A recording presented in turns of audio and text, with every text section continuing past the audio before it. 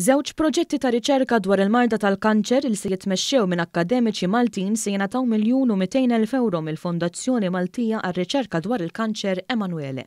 Dawn il-fondi se jservu ta' appoġġ lir riċerkaturi biex ikollhom pjattaforma internazzjonali biex jirreklamaw l-istudju tagħhom, kif ukoll jitfaddawl fuq il-potenzjal ta' Malta bħala sieħeb kruċjali fil-ġlieda globali kontra din il-marda.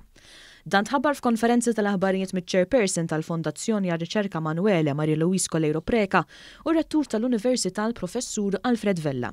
Proġett minnhom se jaffoka fuq l-assessjar ta' strateġiji ġodda għat-trattament tat-tumuri fil-glandoli li jaffettwaw il-metabolizmu u r-riproduzzjoni. F'Malta dan it-tip ta' kanċer kapaċi jaffettwa mal-20% tal-popolazzjoni. It-tieni proġett li jingħata fondi se jutilizza metodi ġodda biex pazjenti b'kanċer fl-imsaren jirċievu trattament aktar effettiv.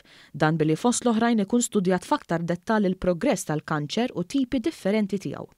Iċ-chairperson tal-Fondazzjoni Emanuele Maria Luis Coleiro Preca qalet li fir-riċerka f'dan kollu u fuq kollox id-dedikazzjoni tax-xjentisti li se jieħdu l-fondi li għandhom bżonn se jagħti wenz kbir u raġġ ta' tama lil pazjenti tal-marda qattila u lil qrabathom.